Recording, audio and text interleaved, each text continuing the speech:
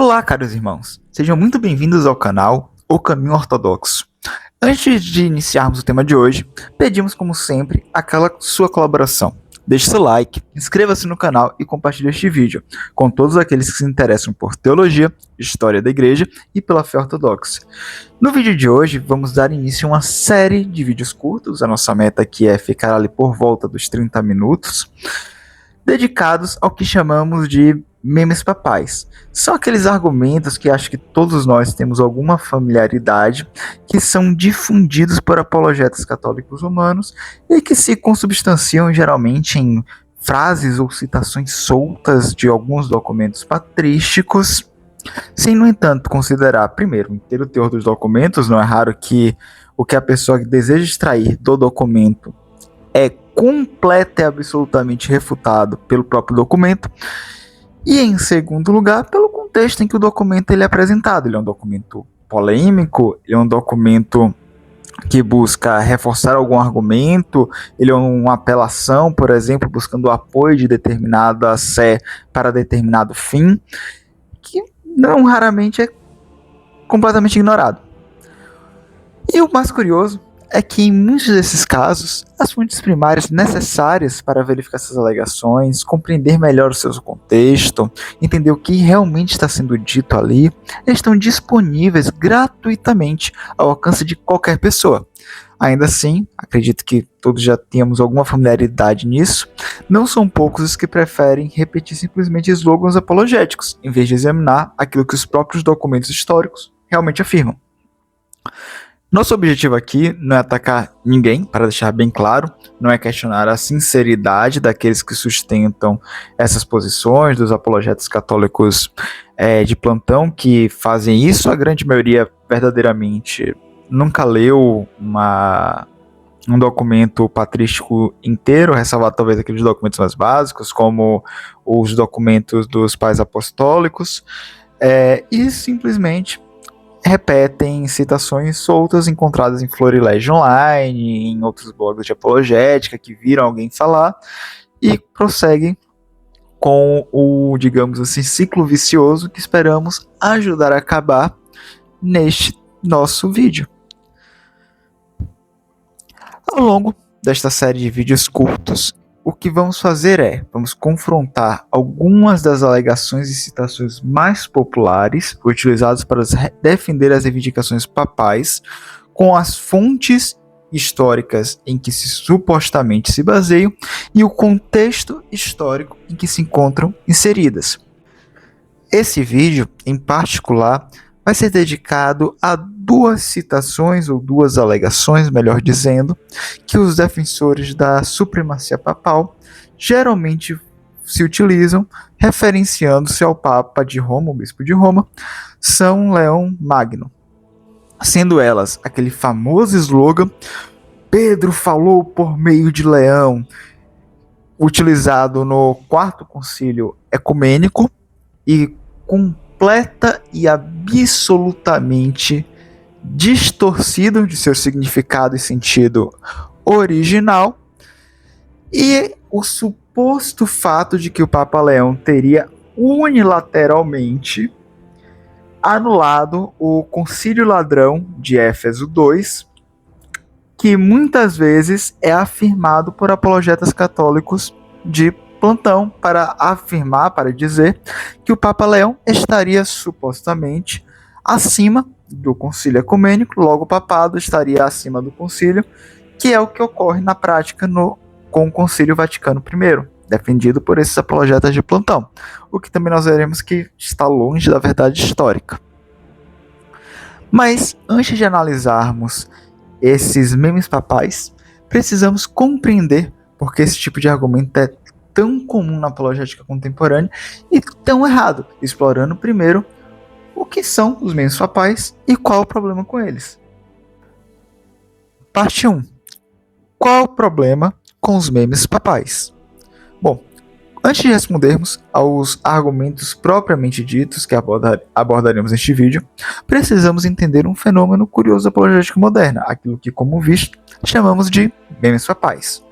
Os memes papais, para dar um conceito um pouco mais técnico do que estamos tratando aqui, são argumentos apologéticos construídos a partir de citações isoladas dos padres da Igreja, quase sempre arrancadas do seu contexto histórico, teológico e literário, bem como muitas vezes absolutamente fora do sentido original que aquele texto possui naquele documento. Isso é feito para tentar provar uma concepção de supremacia papal que sequer era imaginável para esses pais da Igreja, que é aquela definida no Concílio Vaticano I. O método costuma ser sempre o mesmo. Selecione-se uma frase elogiosa, retirada de uma epístola, um sermão ou um discurso, geralmente completamente fora do conteúdo daquele discurso.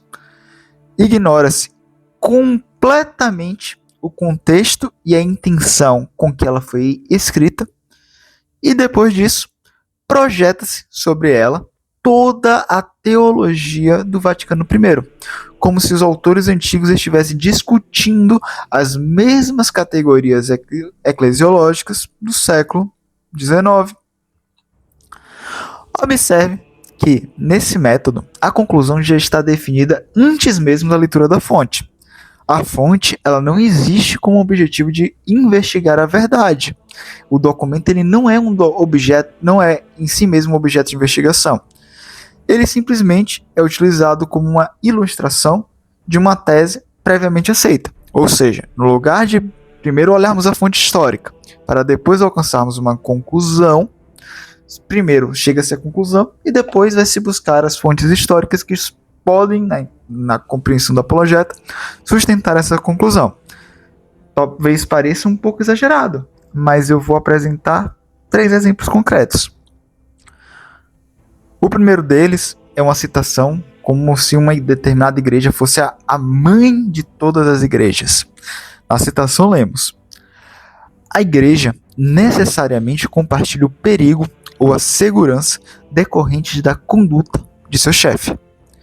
Tu deves, portanto, considerar toda a igreja como o corpo de Cristo, mas sobretudo a tua própria igreja, que desde o princípio foi e agora é a mãe de quase todas as igrejas, para a qual toda a comunidade cristã olha, como um círculo traçado em torno de um centro, não apenas por causa de sua ortodoxia outrora proclamada a todos, mas também por causa da graça, da unanimidade que lhe foi tão evidentemente concedida por Deus. O apologeta católico romano pega uma citação dessa e conclui algo como: está vendo? Ela é a mãe de quase todas as igrejas, todas olham para ela está no centro de toda a comunidade cristã, logo o Papa é supremo. Um outro exemplo é o seguinte, referenciando-se ao fato que toda igreja estaria supostamente obrigada a essa figura. Na citação lemos: e aí, adornados em tudo o que constitui a perfeição do sacerdócio, apresentarão-nos a própria presença da tua santidade, a qual não deixamos de abraçar com grande merecimento e afeto fraterno, pois a igreja inteira do mundo te deve tanto quanto todos estão a ti obrigados. Tu, que certamente superaste todos em toda parte. O apologeta falaria diante dessa citação algo como: nossa, todas as igrejas estão brigadas com ele e ele supera todas as igrejas. Como é que você está me dizendo que é uma primazia de honra? Como é que você está dizendo que não é jurisdição universal? Como é que você está dizendo que o Papa não é supremo? E por fim, vamos para uma outra citação falando que ele é o pastor-chefe e pai dos pais. Na citação lemos: ao meu mestre, honrado por Deus, o bom pastor, chefe, pai dos pais, fui ordenado a embarcar na leitura do relato todo reverenciado do teu eu divinamente inspirado. Aprendi a me refugiar em teu ensinamento que fala de Deus. Mesmo enquanto imploro sua preciosa e claramente instrutiva mensagem para garantir uma clareza ainda mais brilhante. Como resultado, quando nossa ignorância foi iluminada pelo teu eu ensinado por Deus, talvez nisso também possamos imitar a terra gorda e fértil. Novamente, o apologeta católico romano falaria que algo como: é óbvio que eles estão falando sobre o poder do Papa sobre todos os bispos, ele é o pai dos pais, ele é o pastor-chefe, ele é infalível, olha só, tá falando que ele é divinamente inspirado, que devemos nos refugiar em seu ensinamento, que ele é ensinado por Deus. Bom, se você já ouviu esse tipo de argumento em debates da internet, talvez espere que essas 3 citações estejam falando do Papa. E talvez a gente tenha levado também você a concluir nesse caminho. O único probleminha é que elas não estão. Nenhuma delas. A primeira é uma carta de São Gregório Nazianzenzo, tratando da eleição de um novo metropolita para Cesareia da Capadócia, que à época era o arcebispado de uma região que hoje mais ou menos equivale ao Patriarcado de Constantinopla. O Patriarcado de Constantinopla ele suplantou historicamente o metropolitado de Cesareia da Capadócia, que era na prática o equivalente hoje a um patriarcado, ou era tratado como um, juntamente com Antioquia, Roma e Alexandria. A segunda é uma carta do Papa São Xisto III, dirigida a São Cirilo de Alexandria. Em outras palavras, um bispo de Roma afirmando que a igreja inteira está em dívida e é obrigada para com outro bispo. Mas que isso? Fala que o outro bispo, o bispo de Alexandria, superou todos em toda parte, ou seja, está acima de todos em toda parte. Se isso fosse uma citação papal, hein? Por fim, a terceira citação, ela é uma citação de uma epístola de Ciro de Alexandria, que foi inclusive condenado pelo Sexto Concílio Ecumênico, para Sérgio de Constantinopla, também igualmente condenado pelo Sexto Concílio Ecumênico, mas serve para demonstrar com clareza que esse tipo de fala, esse tipo de expressão era muito comum na igreja do primeiro milênio, fazia parte do linguajar geralmente adotado no Império Bizantino, no Império Romano. E esses exemplos, só para destacar, estão longe de ser casos isolados. Se o critério para a verdade for vomitar frases elogiosas arrancadas do contexto, é possível construir praticamente qualquer eclesiologia imaginável, com a mesma metodologia usada pelos apologetas de plantão e que depois ficam gritando: não é óbvio que Roma era suprema. Poderíamos utilizar, por exemplo, Santo Agostinho para defender que a comunhão com Jerusalém é um critério absoluto de pertencimento à igreja, ou seja, ou você está em comunhão com a igreja de Jerusalém, que acho que ninguém vai negar que historicamente é o patriarcado ortodoxo, greco-ortodoxo de Jerusalém, ou você está fora da igreja. Bom, vamos ler Santo Agostinho então. Se sois cristãos católicos, tende comunhão com a igreja, a partir da qual o evangelho se difunde por toda a terra. Tende comunhão com Jerusalém.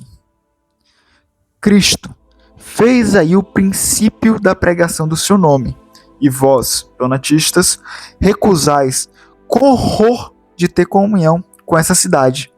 Não é de admirar que, tendo sido cortados, passaram a odiar a raiz.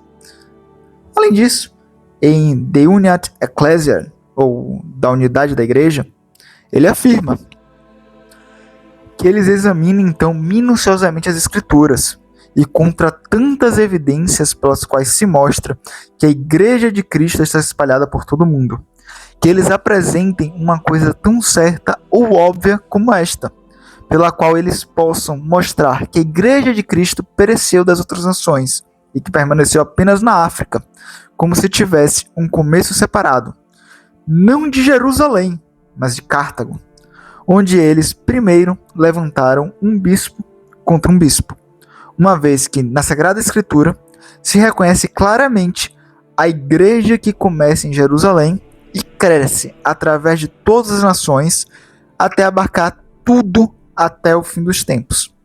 Não se fala apenas do grão, mas também do seu joio.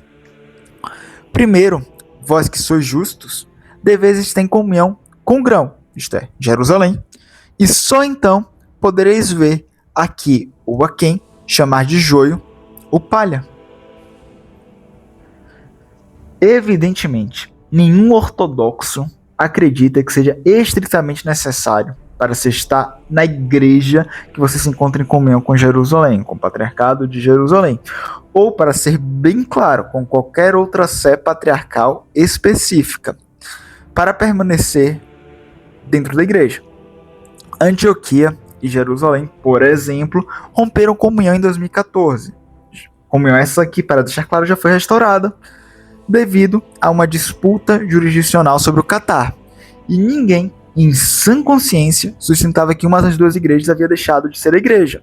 Isto porque, para a ortodoxia, a eclesiologia da igreja tem como seu centro a Eucaristia, onde existe um bispo canônico e ortodoxo, validamente e adequadamente ordenado, segundo os cânones da igreja, segundo um sínodo ortodoxo legítimo, ali se encontra a igreja.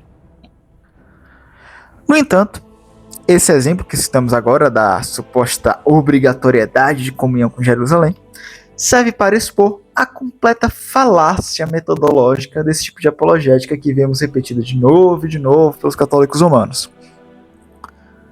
Porque o simples fato de um padre da igreja chamar uma sé de mãe, centro, cabeça, raiz, fundamento, pastora, guia, ou dirigir um bispo como pai dos pais, pastor dos pastores, cabeça da igreja, mestre da ortodoxia, arcebispo do mundo, o que quer que você deseje incluir aqui, fosse suficiente para provar a jurisdição universal, então poderíamos demonstrar a supremacia de Jerusalém, de Antioquia, de Alexandria, Constantinopla, Cesareia da Capadócia, ou praticamente qualquer outra sé de importância da antiguidade, porque vemos esse tipo de citação para qualquer outra sé.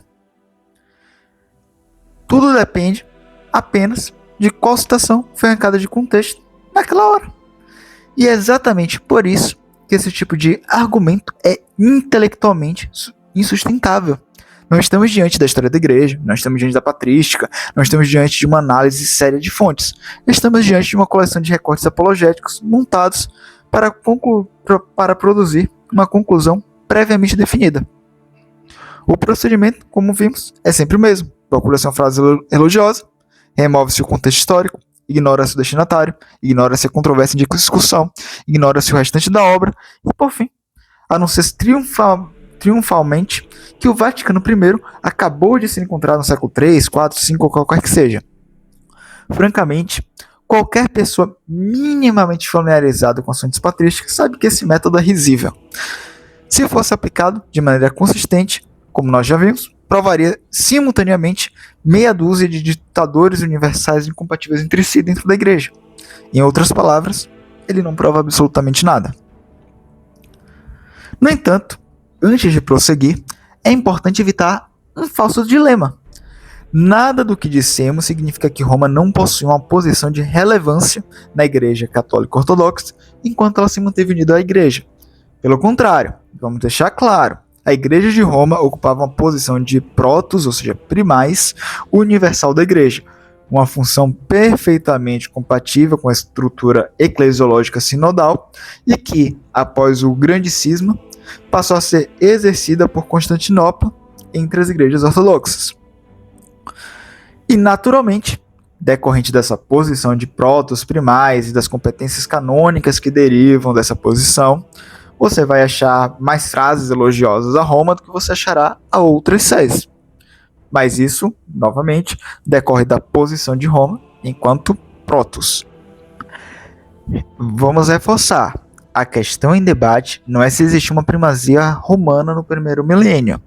A questão é qual era a natureza dessa primazia. Ela era uma primazia de honra, e honra aqui, para deixar claro, não significa uma primazia de enfeites apenas simbólica. A primazia de honra possui funções canônicas de coordenação, de apelação, dentre outras, ou se ela é o que o Vaticano I apresentou como supostamente aquilo foi acreditado desde o começo da igreja, uma supremacia de jurisdição, em que Roma possui jurisdição direta, imediata e universal sobre todos os fiéis e bispos do mundo, sendo verdadeiramente um bispo dos bispos. Existe uma diferença abissal nesse sentido entre reconhecer Roma como a primeira sede da igreja e atribuir ao bispo de Roma poderes sobre as demais igrejas, que, detalhe, nem os patriarcas possuem sobre os bispos de seu patriarcado, que foi o que foi feito no Vaticano I. Esperamos tratar dessa questão específica, como era a primazia de Roma no primeiro milênio, em um vídeo futuro, mas por ora, basta observar que as citações elogiosas, isoladas de seu contexto histórico, não demonstram nem a infalibilidade papal, nem a jurisdição universal e imediata do Papa, nem qualquer outra das reivindicações características do modelo romano moderno, como veremos mais adiante. Bom, agora que demonstramos a pobreza argumentativa desse método, frequentemente repetido pelos apologetas católicos de plantão, vamos analisar um dos principais, ou pelo menos mais populares, memes papais, e verificar o que acontece quando as citações são lidas até o final e inseridas novamente no contexto do qual foram retiradas. Parte 2. Pedro falou por meio de Leão. Chegamos agora, talvez, ao mais famoso slogan da apologética papal contemporânea, repetida incessantemente para supostamente demonstrar a infalibilidade papal ou a supremacia papal, ou que o Papa pode utilizar-se da autoridade de Pedro em um sentido de vincular toda a igreja, que é a famosa frase proclamada no quarto concílio ecumênico, o concílio de Calcedônia: Pedro falou por meio de Leão. Mas será que esse argumento apologético católico romano é o que os padres de Calcedônia realmente quiseram dizer? Os problemas dessa argumentação são muitos. O primeiro deles é que ignora completamente o contexto da afirmação. O chamado Tomo de Leão, uma epístola escrita para Flaviano de Constantinopla anos antes, que é um dos principais documentos analisados e aprovados pelo Quarto Concílio Ecumênico, foi escrito pelo arcebispo de Roma com o objetivo de encerrar uma controvérsia cristológica que havia sido iniciada por Eutíquio, um monge de Constantinopla, que apelou para Roma, como veremos adiante. Em razão de algumas partes do documento não serem tão claramente redigidas, parte significativa dos bispos presentes, alguns estimam cerca de 20%, inclusive bispos da Ilíria, que faziam parte do patriarca do Ocidente,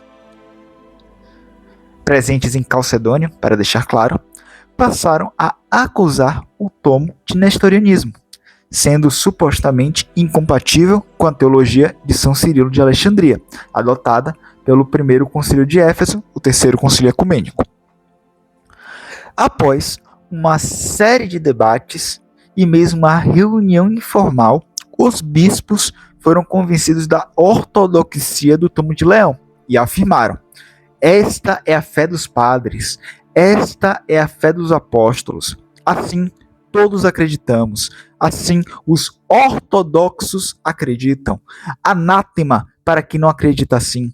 Pedro falou assim através de Leão. Assim ensinaram os apóstolos. Piedosamente e verdadeiramente Leão ensinou. Assim ensinou Cirilo. Eterna seja a memória de Cirilo.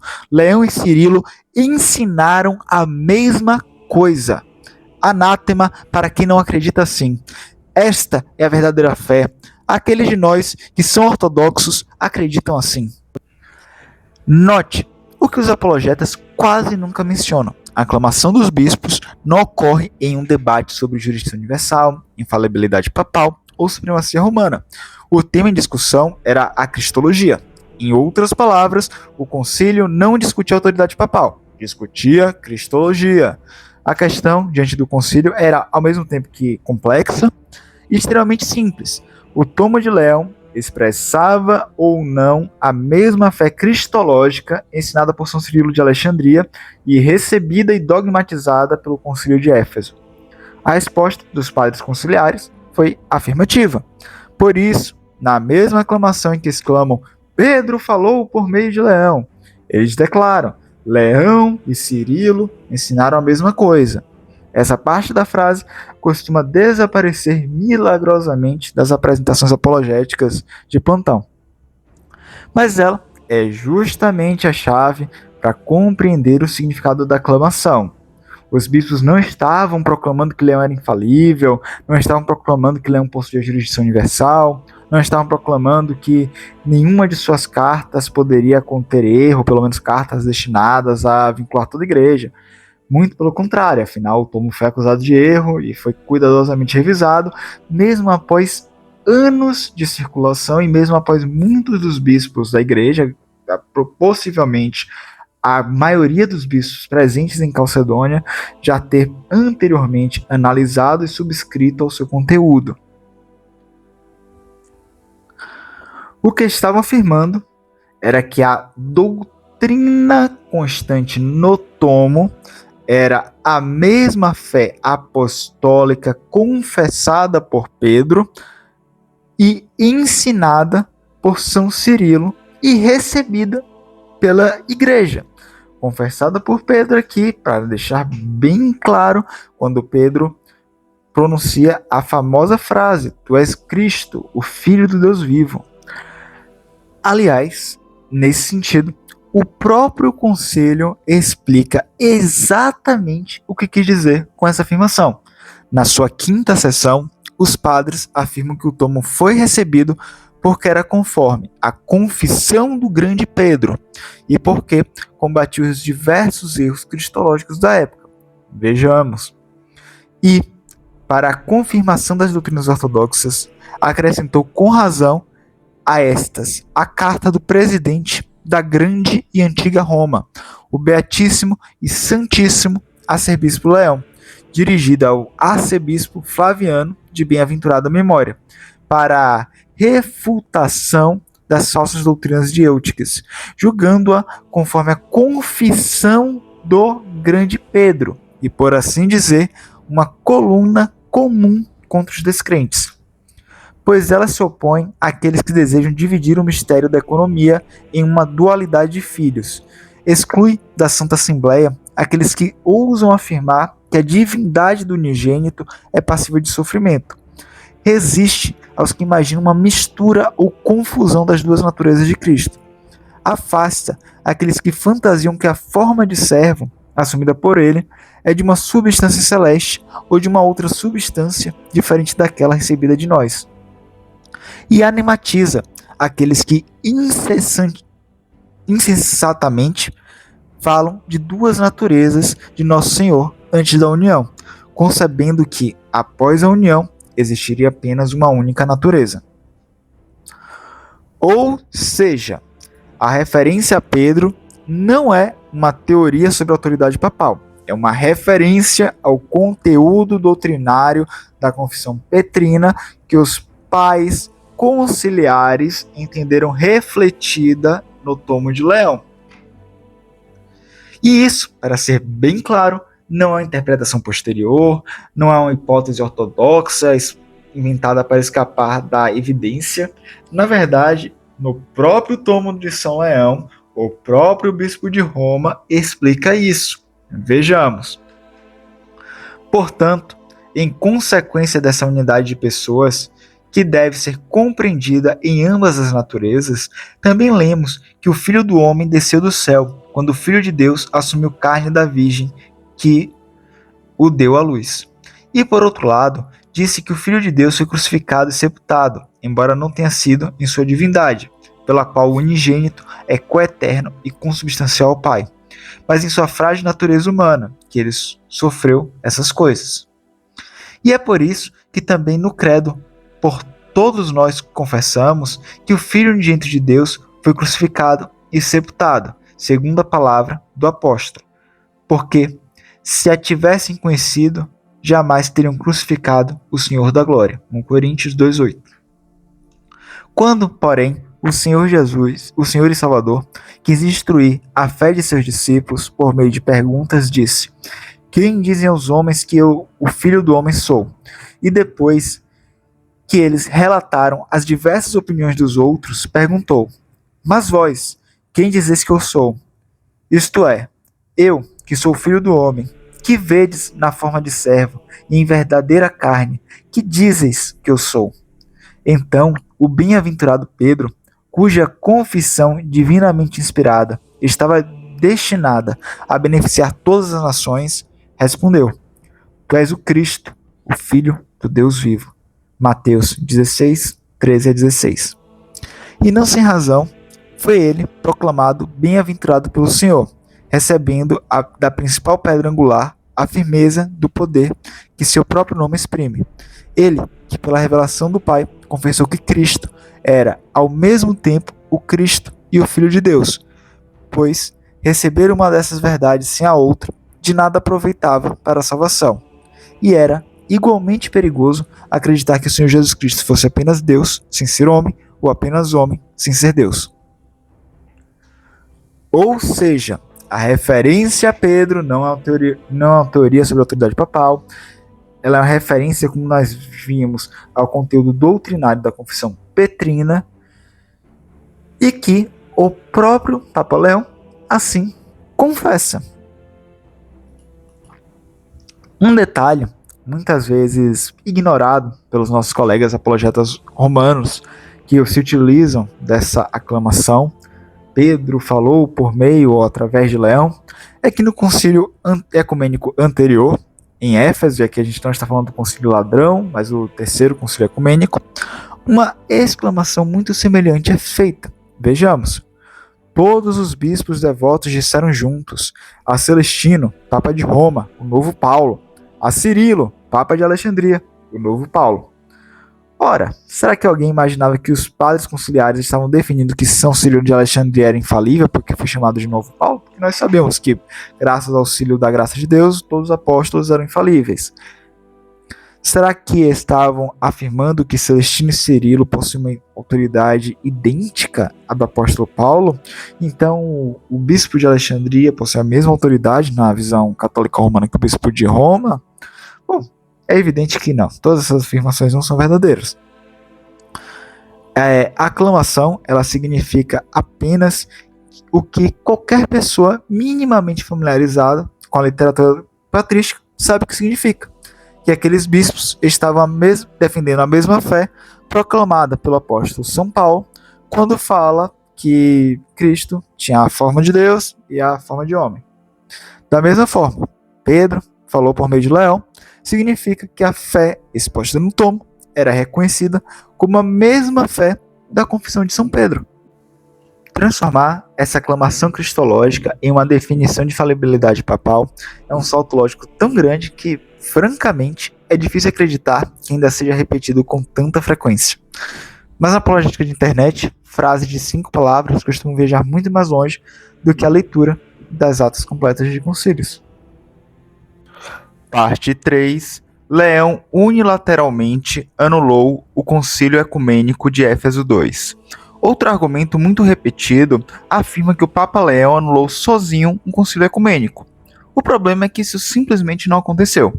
O chamado Concílio Ladrão de Éfeso foi uma tentativa de realizar um sínodo geral presidido por Dióscoro de Alexandria, com o objetivo de reexaminar o caso de Eutiques, o influente arquimandrita de Constantinopla, que havia sido excomungado pelo sínodo local presidido por São Flaviano de Constantinopla. Eutiques, já bastante idoso, havia passado a ensinar que, após a encarnação, Cristo possuía apenas uma natureza, pois a natureza humana havia sido absorvida pela natureza divina. Apesar do caráter claramente heterodoxo dessa posição, ele gozava de enorme influência na corte imperial. Era padrinho de um dos principais eunucos, ou seja, um dos principais conselheiros, membros da administração imperial, do imperador, e havia sido um antigo aliado de São Cirilo de Alexandria, que presidiu o terceiro concílio ecumênico, em Éfeso. Por isso, apelou de sua condenação a diversas grandes sedes da igreja, dentre elas, mas não somente, Roma e Alexandria, encontrando em Dióscoro um importante defensor. Com o apoio imperial, Dióscoro presidiu um concílio convocado com a pretensão de ser ecumênico, buscando repetir o prestígio alcançado por seu antecessor, São Cirilo, no então terceiro concílio ecumênico, o concílio ecumênico de Éfeso I. Porém, desde o início, o concílio foi marcado por graves irregularidades canônicas e franca e aberta intimidação dos bispos ali presentes. 2 patriarcas foram injustamente depostos nesse concílio, diversos bispos foram condenados sem sequer estarem presentes para se defender, uma clara violação canônica, e o tomo do Papa São Leão, contendo a posição oficial da Igreja de Roma, sequer foi lido. Para além de tudo isso, a violência tomou conta das sessões, com soldados imperiais e monges atacando fisicamente os opositores de Dióscoro. Nesse contexto, um dos legados romanos conseguiu escapar da Assembleia e gritou a famosa palavra latina, contradictur, ou eu me oponho, registrando formalmente a objeção da sede de Roma aos atos do concílio.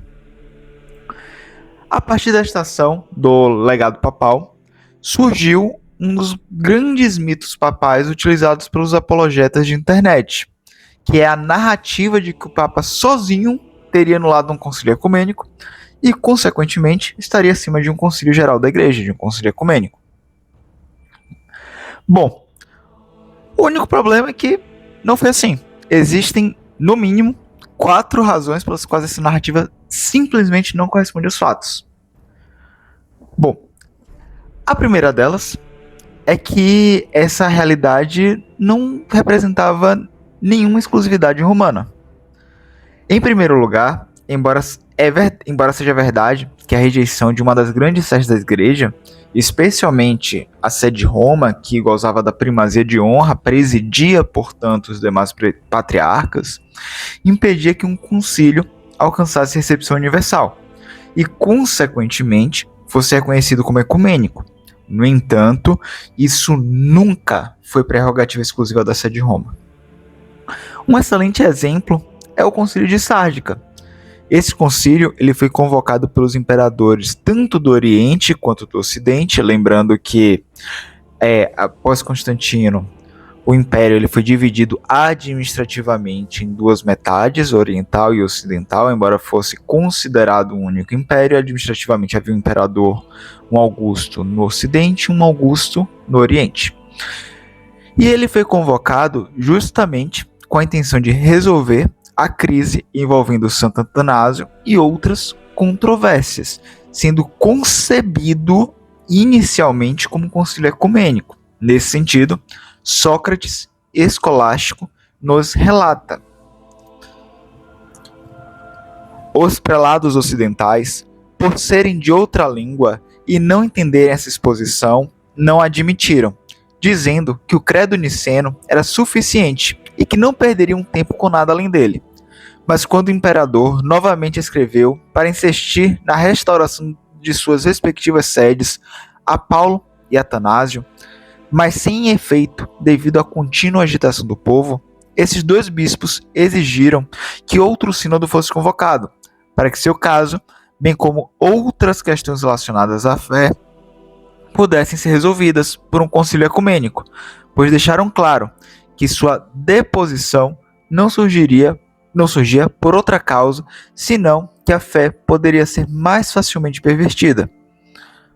Outro concílio geral foi, portanto, convocado para se reunir em Sárdica, uma cidade da Ilíria, pela autoridade conjunta dos dois imperadores, um solicitando por carta que assim fosse e o outro, do Oriente, prontamente concordando.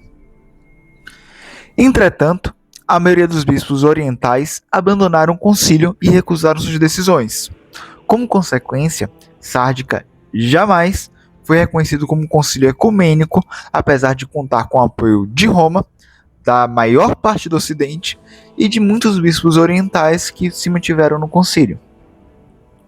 Séculos depois, seus cânones até seriam recebidos, ao menos parcialmente, pelo Oriente por meio do Concílio de Trullo, mas isso demonstra exatamente o ponto contrário ao argumento papal. A aprovação de Roma, por si só, nunca foi o critério para definir a ecumenicidade de nada. Na verdade, a necessidade de uma recepção universal era tão evidente que nem mesmo no Ocidente, a esfera de influência romana, havia um consenso absoluto sobre os cânones de Sárdica. Enquanto Roma procurava, seja intencionalmente, seja por acidente, incorporá-los aos cânones de Niceia, importantes igrejas ocidentais, especialmente a igreja de Cartago, talvez fora Roma e talvez Milão, a maior metrópole do Ocidente, recusavam essa interpretação e resistiam especialmente ao direito de apelação para Roma. Isso aparece de forma explícita no cânon 134, que consiste em uma carta enviada ao Papa São Bonifácio pelo Sínodo de Cartago de 418, em que o Papa São Bonifácio, invocando os cânones de Sárdica, então entendidos por Roma como parte do cânone de Niceia, buscou rejulgar a deposição de determinados bispos depostos pelo Sínodo de Cartago, e essa é a resposta que o Sínodo de Cartago dá, negando esse direito ao bispo de Roma. Vamos à citação. Partindo, portanto, de nossos devidos respeitos a vocês, ou seja, o Sínodo em Roma, conjuramos sinceramente que, para o futuro, não admitam facilmente que alguém ouvinte venha daqui, nem escolham receber a comunhão aqueles que foram excomungados por nós, porque você, venerável Senhor, perceberá prontamente que isso foi prescrito até mesmo pelo Concílio Niceno, pois, embora isso pareça estar proibido em relação ao clero inferior ou aos leigos, quanto mais isso aconteceu a ser observado no caso dos bispos, para que aqueles que haviam sido suspensos da comunhão em sua própria província não parecessem ser restaurados à comunhão de forma apressada ou inadequada por vossa santidade. Que vossa santidade rejeite, como lhe é digno, aquele que não tem princípios que tomam abrigo com você, dos presbíteros da mesma forma e do clero inferior, tanto porque, por nenhuma ordenança dos padres, a Igreja da África foi privada dessa autoridade, quanto porque os decretos nicenos claramente comprometeram não apenas o clero de posição inferior, mas os próprios bispos aos seus próprios metropolitas. Pois eles ordenaram com grande sabedoria e justiça que todos os assuntos devem ser resolvidos nos lugares onde surgem. E não achava que a graça do Espírito Santo faltaria a qualquer província, para que os bispos de Cristo discernissem sabiamente e mantivessem firmemente o direito, especialmente porque quem se sentir prejudicado por qualquer julgamento pode recorrer ao concílio de sua província ou mesmo a um concílio geral, a menos que se imagine que Deus possa inspirar um único indivíduo com justiça e recusá-la a uma inúmera multidão de bispos reunidos em concílio. E como poderemos confiar em uma sentença proferida além do mar, isto é, em Roma, já que não será possível enviar para lá as testemunhas necessárias, seja por fraqueza sexual, idade avançada ou qualquer outro impedimento. Por isso, vossa santidade deve enviar qualquer um de sua parte que encontremos ordenado por nenhum concílio de padres. Porque, quanto ao que nos enviou pelo mesmo irmão bispo Faustino, contido no concílio de Nicéia, não encontramos nada do tipo nas cópias mais autênticas desse concílio que recebemos do Santo Cirilo, nosso irmão bispo da igreja alexandrina, e do venerável Ático, prelado de Constantinopla, e que enviamos anteriormente por Inocêncio, o presbítero, e Marcelo, o subdiácono, por meio de quem os recebemos, para Bonifácio, o bispo, seu predecessor, de venerável memória. Ou seja, enquanto Roma estava reivindicando os cânones de Sárdica, que recordemos que Roma unificou os cânones de Sárdica com os cânones de Nicéia, então por isso que o texto se refere a Nicéia, a igreja de Cartago recusa este direito de apelação ao Papa de Roma, para que, segundo os cânones de Sárdica, o Papa de Roma pudesse determinar que um novo julgamento fosse realizado em relação aos bispos depostos, e recusa este direito porque não havia em seus próprios cânones recebido os cânones de Sárdica, e ao entrar em contato com as sedes de Constantinopla e de Alexandria, essas igrejas tampouco haviam recebidos os cânones invocados pelo bispo de Roma. Novamente, eventualmente o Oriente receberia os cânones de Sárdica, ao menos parcialmente no Concílio de Trullo, mas isso demonstra que, apesar de Sárdica ter sido convocado como Concílio Geral, apesar de Sárdica ter tido a aprovação do Papa de Roma, apesar da própria Igreja de Roma ter incorporado os cânones de Sárdica aos seus cânones, isso não necessariamente implicava qualquer obrigatoriedade de sua adoção pelas demais igrejas ou seu reconhecimento como concílio geral, um concílio ecumênico, pelas demais igrejas. E note que essa posição da Igreja de Cartago não gerou nenhum rompimento de comunhão com Roma. Em segundo lugar, a rejeição de Roma não impedia que o concílio produzisse efeitos jurídicos nas igrejas que o receberam. Assim como Roma recebeu cânones de Sárdica, apesar desse sínodo não ter, por muito tempo, alcançado um status universal, ecumênico, um concílio que não obtenha recepção universal continua produzindo efeitos canônicos nas igrejas que o aceitaram. O próprio Sínodo de Trullo, que eu mencionei acima, é um bom exemplo.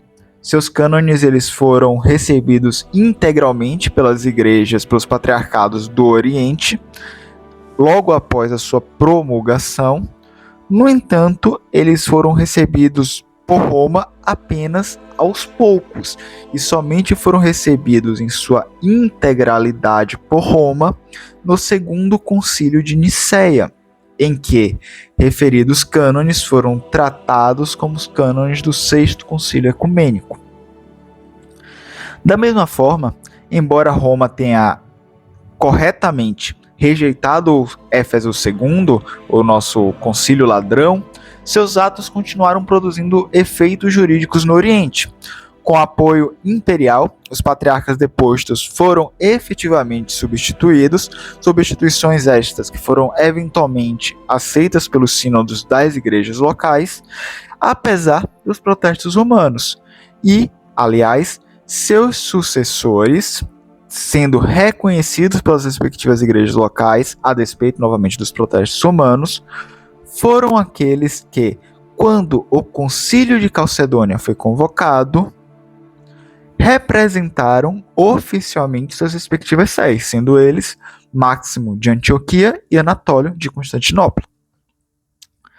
Ou seja, a objeção de Roma não impediu que as decisões do Segundo Concílio de Éfeso, o Concílio Ladrão de Éfeso, não confundir com o Primeiro Concílio de Éfeso, que é o Terceiro Concílio Ecumênico, continuassem sendo aplicadas até que um novo Concílio Geral examinasse novamente toda a questão. Em terceiro lugar, nem mesmo no Ocidente o Papa Leão agiu sozinho. Mesmo exercendo a primazia entre os bispos ocidentais, Leão não tomou uma decisão isolada para responder à crise. Ele reuniu um sínodo de bispos do Ocidente, cujo resultado foi a famosa Epístola Sinodal número 44. Nela, o sínodo faz 3 coisas. Primeiro, ele denuncia as graves irregularidades de Éfeso II e declara que o Ocidente não receberia suas decisões. Destaque para receber, que vejamos, que nossos delegados da Sé Apostólica consideraram tão blasfema e contrária à fé católica que nenhuma pressão os forçaria a concordar, pois no mesmo sínodo protestaram veementemente, como deveriam, que a Sé Apostólica nunca receberia o que estava sendo aprovado, já que todo o mistério da fé cristã está absolutamente destruído, que o céu proibiu no reinado de vossa graça, a menos que essa maldade abominável, que supera todas as blasfêmias anteriores, seja abolida. Em segundo lugar, o Sínodo Geral do Ocidente, o concílio realizado em Roma, pede ao imperador que retire sua aprovação das decisões do concílio ladrão, isto porque, embora a ratificação imperial não tivesse efeito para a igreja, para fins de ecumenicidade da igreja, a ratificação imperial, ela fazia com que o concílio tivesse força de lei dentro do império, ou seja, se transformava as decisões conciliares em lei civil, ou lei eclesiástica, mas não havia essa distinção até a modernidade, né, até o fim da Idade Média, clara entre a lei civil e a lei eclesiástica. E por fim, invocando o apelo apresentado por São Flaviano e os cânones de Sárdica, que Roma considerava parte dos cânones de Niceia, solicita expressamente que o imperador convoque um novo concílio geral para julgar novamente toda a controvérsia. Vejamos. E por que esse mistério agora está sendo impiamente contestado por algumas poucas pessoas ignorantes? Todas as igrejas de nossas partes, ou seja, o Ocidente, e todos os padres imploram sua clemência, com gemidos e lágrimas, vendo que nossos delegados protestaram fielmente e o bispo Flaviano lhe fez um apelo por escrito para ordenar a realização de um sínodo geral na Itália, que ou desvalorizará ou apaziguará todas as disputas de tal forma que nada mais haja dúvida na fé, ou dividido em amor, e a ela, é claro, os bispos das províncias orientais devem vir. E se algum deles for vencido por ameaças e injúrias, e se desviar do caminho da verdade, eles podem ser plenamente restaurados por medidas de saúde. E eles mesmos, cujo caso é mais difícil, se aceitarem conselhos mais sábios, podem não se afastar da unidade da igreja. E quão necessário é esse pedido, depois que a apresentação de um recurso é testemunhada pelos decretos canônicos emitidos em Niceia, ou seja, aqui estamos falando dos cânones de Sárdica, lembrando que Roma unificou esses 2 cânones, pelos bispos de todo o mundo, que são acrescentados abaixo. Mostre favor aos católicos, conforme seu próprio costume e os dos seus pais. Dê-nos essa liberdade para defender a fé católica, pois nenhuma violência, nenhum medo do mundo, enquanto sua reverenciada clemência estiver segura, poderá nos tirar, pois é a causa não só da igreja, mas do vosso reino e prosperidade que suplicamos, para que possam desfrutar do domínio pacífico de vossas províncias. Defendam a igreja em paz inabalável contra os hereges, para que seu império também seja defendido pela mão direita de Cristo. Bom, isso é extremamente significativo.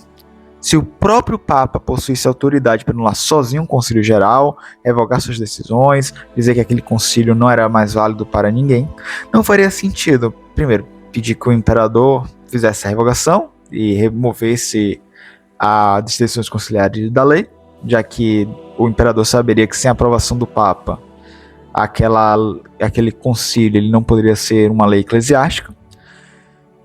Tampouco faria sentido reunir um sínodo ocidental para afirmar que o Ocidente não receberia aquelas decisões conciliares. e muito menos solicitar que o imperador realizasse a convocação de um outro concílio geral. Na prática, o próprio Ocidente reconhecia que somente outro concílio geral poderia revisar e julgar as decisões de um concílio geral anterior, ainda que esse tivesse profundas irregularidades. Por fim, e talvez mais relevante, é importante destacar que foi Calcedônia que julgou e anulou o segundo concílio de Éfeso, que para mim é o último prego desse caixão desse mito papal. O concílio de Calcedônia dedicou uma sessão inteira à leitura das atas de Éfeso 2 e o seu desfazimento, sua anulação canônica. Os padres conciliares analisaram detalhadamente cada procedimento, examinaram as irregularidades cometidas e declararam nulas as suas decisões.